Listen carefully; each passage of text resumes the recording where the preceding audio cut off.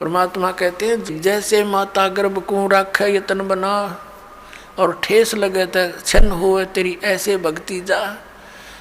इस नाम को लेने के बाद ये समझ लेना आपकी आत्मा में भक्ति स्टार्ट होगी। अब बीज पड़ गया।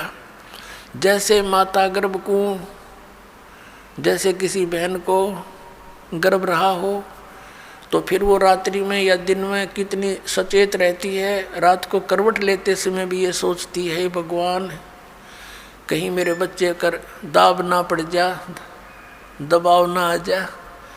तो सुबह भी चलती फिरती है, काम करती है, कहीं ऊंचे नीचे पर पैर ना रखा जा, मेरा बच्चा खराब हो जा। तो कहते हैं जैसे माता गर्भ को रखे यतन बना और ठेस लगे, झटका लग जावे तो क्षीण हो जावे, ऐसे भक्ति जा। तो मर्यादा के अंदर रहना आपका अति अनिवार्य है। मर्यादा कितनी कंपलसरी है और क्यों बताई है भगवान ने। जैसे हम कथा सुनते आए हैं कि एक बार लक्ष्मण ने सीता जी के कुटिया के चारों ओर रेखा खींच दी थी और कहा था कि हम जा रहे हैं मृग को खोजने के लिए, आप इससे बाहर मत आना, इसके अंदर कोई नहीं आ सकेगा। उसी समय रावण का उद्देश्य था उसको उठाने के लिए, सब उसने ये षड्यंत्र रचा था। रावण जब आया साधु रूप बनाकर भिक्षा लेने के लिए तो उस रेखा के निकट आते ही रावण को एकदम इतनी लपट लगी अग्नि की, 10 कदम दूर जाके खड़ा हो गया बहुत स्पीड से। और सीता से कहा कि माई साधु संतों को साथ ऐसा नहीं करना चाहिए और भिक्षा देनी है तो बाहर आकर दे दीजिए, नहीं तो तुझे ये हो जाएगा वो हो जाएगा। उसने सोची कि साधु संत है क्या फर्क पड़ता है, भिक्षा ले अभी देकर वापस आ जाती हूँ। उसने रेखा उल्लंघ कर रावण के भिक्षा देनी चाहिए थी तो वहीं से बाजू पकड़ ली, उठा ले गया और पटक दी वहाँ लंका के अंदर 9 लखा बाग में। अब उसको तो जरा सी लगी क्या फर्क पड़ा है, वो बोली पूछते तो नो कह के इस तो बार मत जाइए ना, तेरी बिरान माटी हो जाएगी, गिल्ला मारी करावेगी। और वो कर दिया, वही काम करके धर दिया। करोड़ों आदमी मारे गए उस सीता को छुटवाने के लिए। जरा सी बात और उसके अंदर पड़ी रहती तो उसको क्या बिजली गिरती, धक्के खा के चला जाता रावण।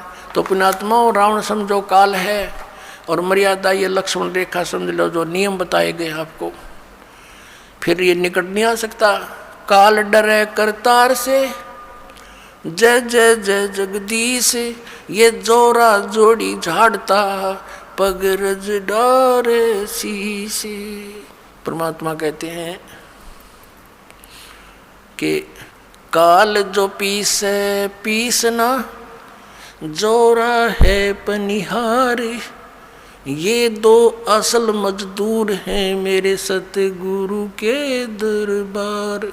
कि जब तक आप परमात्मा की मर्यादा में रहोगे या मौत निकट नहीं आ सकती आपके, ना आपके बच्चों के जो मर्यादा में भक्ति कर रहे हैं। और कहते हैं यू काल डरे करतार से। करतार कौन? कबीर सिरजनहार है, अनंत कोट ब्रह्मांड का एक रति नहीं भार।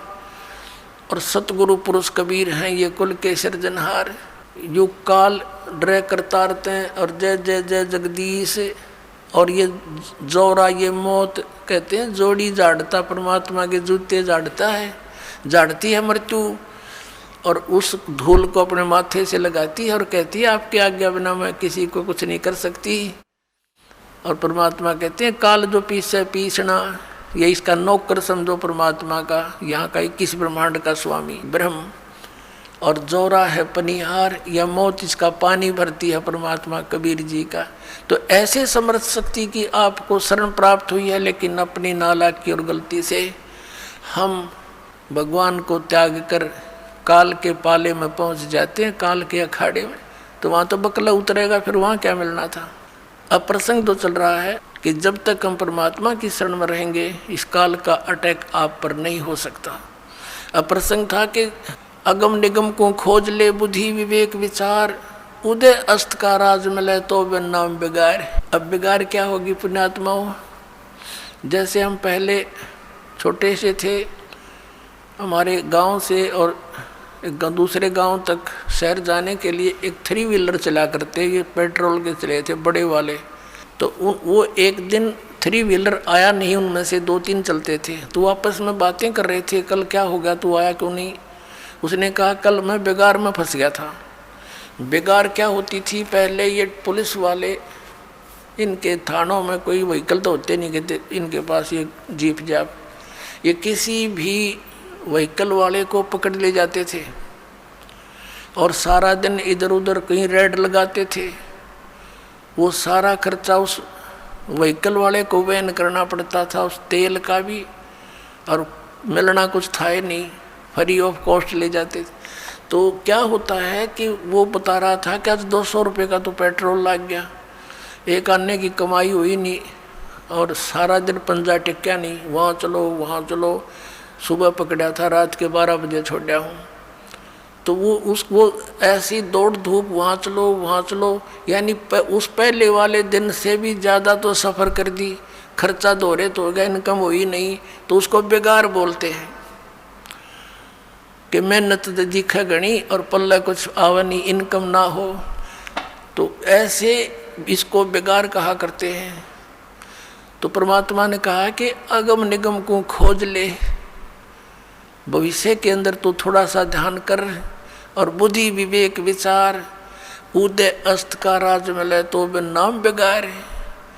जहाँ से सूर्य उदय होता है और जहाँ अस्त होता है, यानी पूरी पृथ्वी का तुझे राज मिल जावे, यदि यह भक्ति ठीक सत भक्ति नहीं है तो तू बेगार कर रहा है। यानी क्या होता है, राजा को एक पल का चैन नहीं होता, गुटी ला के टाइम पास कराई सारा दिन में भी पिए पड़ा रहना पड़ता है इसको, और रात को तो पीनी पड़े, क्योंकि 36 पंगे जान, वहाँ ऐसे हो गया, उसने ऐसे कर दिया, वो फलाना हो रहा है, कहीं क्रांति ना आ जाए, MLA ना टूट जाए, मंत्री ना भाग जाए, रात ने भी नींद नहीं आती इनको। तो कहते हैं इस राजा को इतनी मेहनत दिन रात होती है, और पिछले पुनों से ये राजा बनता है, आगे भक्ति कर नहीं रहा, वो पिछले पुनों का नाश कर रहा है, और सारा दिन इधर तो उधर कोई छोटा मोटा को विरोध करे, उसको गोली से मरवा दे, तो नरे पाप इकट्ठे कर। कहते ये उदय अस्त का राज मिले तो बिन नाम बेगार, तो वो बेगार है पुण्यात्माओं। तो परमात्मा हमें याद दिलाते हैं, राम नाम रटते रहो, राम नाम रटते रहो, जब तक घट में प्राण, कभू तो दीन दयाल के बनक पड़ेगी कान। बोलो सतगुरुदेव। परम पिता परमात्मा पूर्ण ब्रह्म, सारी सृष्टि के रचनहार कुल मालिक कबीर देव जी, अल्लाहू अकबर, कबीर साहब, परम अक्षर ब्रह्म, ये हमारे जनक हैं, हम सभी आत्माओं की उत्पत्ति करता है। यही सभी ब्रह्मांडों के सृजनहार हैं, कुल के मालिक हैं, और वो परमात्मा प्रत्येक युग में अपने विषय में, अपने बारे में यथार्थ ज्ञान देने के लिए स्वयं ही यहाँ इस काल के ब्रह्मांड में आता है। उस परमेश्वर से पहले इस लोक के स्वामी, यहाँ के मालिक ब्रह्म के द्वारा सभी प्राणियों को, सभी मानव समाज को यथार्थ आध्यात्मिक ज्ञान से बहुत परे कर रखा होता है। शास्त्रों का नाम लेकर के इस ब्रह्म के दूतों ने, संदेश वाहकों ने सदग्रंथों के विपरीत ज्ञान समाज के अंदर भर रखा होता है। वो परमात्मा अपनी जानकारी स्वयं ही देने के लिए यहाँ आते हैं, प्रत्येक युग में आते हैं। वो अपने निज धाम से, उस तीसरे मुक्ति धाम से चलकर आते हैं, सतलोक से चलकर आते हैं। सहशरीर आते हैं, सहशरीर जाते हैं। ये लीला वो परम अक्षर ब्रह्म करते हैं और यहाँ आकर के अपनी अच्छी आत्माओं को मिलते हैं, उनको अपने विषय में जानकारी देते हैं, तत्व ज्ञान का उपदेश करते हैं और फिर उन पुण्यात्माओं को अपना साक्षात्कार कराते हैं। क्योंकि हम यहाँ यदि भगवान को देखते हैं मानव रूप में, तो हम नहीं मान पाते हैं, क्योंकि हमने अज्ञान घना सुन रखा होता है। उस परमात्मा ने क्या तरीका अपनाया अपनी जानकारी देने के लिए? वो यहाँ पर आते हैं, दृढ़ भक्त अच्छी आत्माओं को जो समर्पित है मालिक के ऊपर, उनसे मिलते हैं, उनको फिर सतलोक दिखाते हैं, अपना सचखंड दिखाते हैं।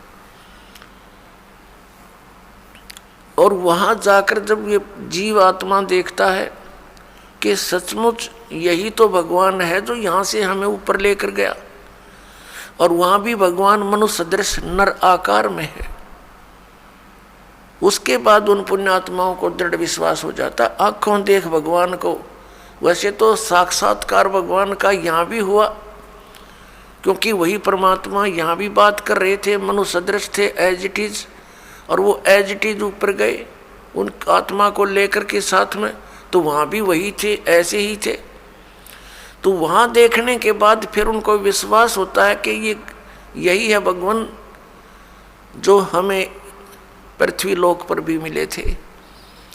तो इसको साक्षात्कार कहते हैं।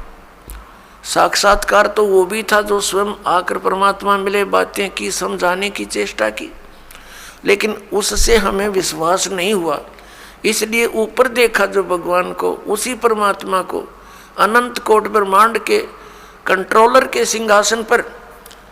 तो उन पुण्यात्माओं को विश्वास हुआ कि ये है वो भगवान।